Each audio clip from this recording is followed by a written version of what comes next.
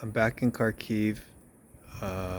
It's past curfew, and so it looks pitch black pretty much, right? There's actually streets, cities, and everything. It's just a metropolitan area, but because of curfew, all lights are supposed to be off. You'll see a couple of homes that turn the light on, and then there's me that has my little light on over here.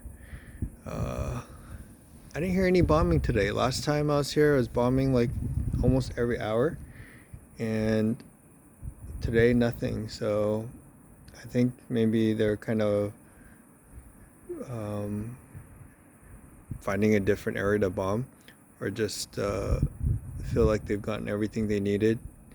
Russia's kind of doing that. So they're sporadically finding a city to bomb for a while, and then once they feel like that they've terrorized them enough, they go to the next city, and they did a pretty good job because a lot of people are living in the subways, and a lot of people evacuated, and that's what we did Monday, where it took two families and got them out to Poland, to a place where it was a refugee center where they take them to other countries to relocate.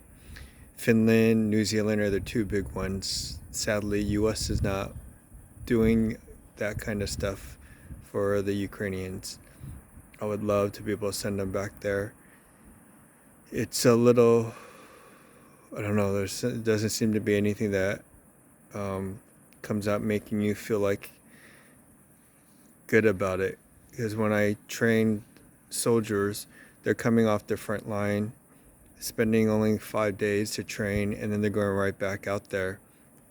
And when we're training Azov, they're coming in companies of 120, and the last company came in 80 because only 80 made it out of the front lines. It's just they need the training, and I think it's probably the most vital thing is to train their military so they can actually win the war. But just training someone knowing that they're going to go out there and possibly most likely get shot up. One of the Azov commanders that I became close with actually met up with him earlier today. He just got out of the hospital from an injury from the front line, and we're just talking about like tactics and situations he's been in, and different ways to attack it, and just how incompetent his commanders are. Like, he's a platoon commander, there's a company commander, and there's a battalion commander, and then there's a brigade commander, and it seems like everyone above him is like he calls it the civilian army, because all these guys, even though they may have served back in 2014 when they went to war in Crimea with Russia, that these guys are just really just civilians who have no idea of war tactics and how to fight and what to do, and they're always away from their post while these platoons are out there fighting on the front lines. And why it's vital for the commanders to be at their posts is so when this platoon commander calls in for airstrikes or artillery strikes, someone's there to okay it. But the last time he went out, no one was there to okay it, so no artillery was fired at the location that they're at. And because there was no artillery being fired, well, their thing was they were drawing artillery fire, which is great because now we can fire our Ukrainian artillery at the Russian artillery to destroy it. But if no one's there to okay it, then all that's happening is the Ukrainian army is just getting shelled, and 12 hours, shelled for 12 hours with no damage to the Russians. And after 12 hours, he just finally said enough, and he was coming back. And then when the commandants or the commanders finally showed up, they told him, "Oh, were you a coward? Why'd you come back? You should have stayed out there. You should have waited." And it's just ridiculous. And so, you know, just doesn't feel good sending someone off to go fight and die. It's necessary, but it just doesn't feel good. And then with the refugees, when we picked them up at their homes, was the father, the husband, in tears, separating his family, sending them off to a safer country where when he can't go, because in Ukraine, anyone from 18 to 60 male cannot leave the country.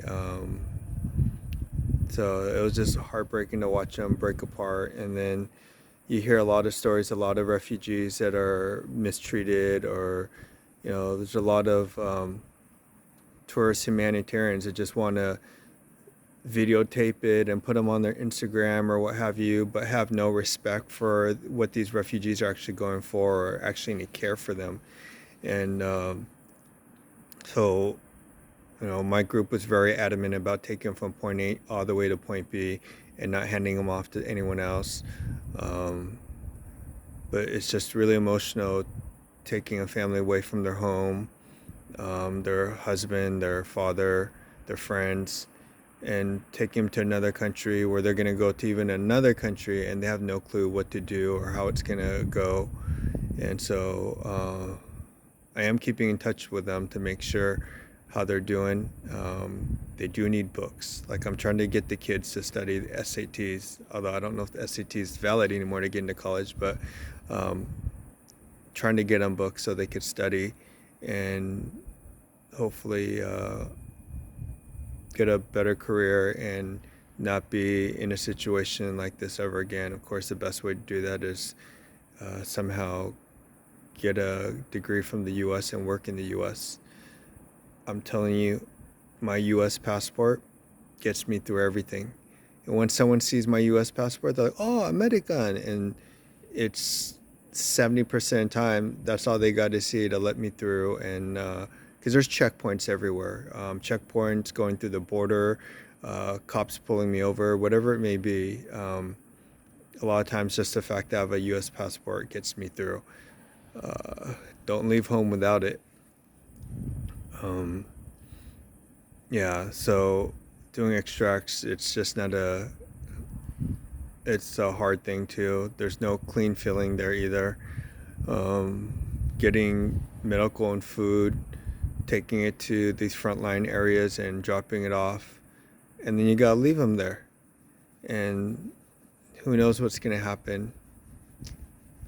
So, if you haven't, I'm sure you guys realize it, but war is shitty, and all around it's shitty. The only way things get better is if we win the war. The HIMARS came, which is highly mobile rocket air system, and rocket artillery system. Sorry, highly mobile rocket artillery system, and they're supposed to be a game changer. I don't think we'll see that right away, although it is making a difference as far as being more accurate hitting the Russians. But if it's actually going to change the war, because Ukraine is losing daily, we'll see. I think we'll know probably within end of August. So by the end of summer, if Ukraine's not starting to take back some of their land, it just isn't gonna. It's not looking good. Yeah. So tomorrow I'm gonna go back to Kyiv, go back to my place, rest up for like 3 days, and look for my next mission after that. But I need a little bit of a break. Hope everyone else is well.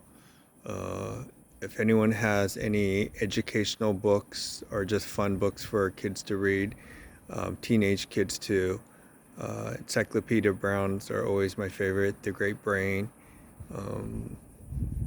Please let me know, and I'd be happy to send you these guys' address, and if you could ship it to them. They'll be in Finland. It'd be great for them to get books to read and keep their minds off of things. Other than that, hope everyone's well. Be safe, be well. Live long and prosper. You can't really see that in this darkness, can you? There we go. Live long and prosper.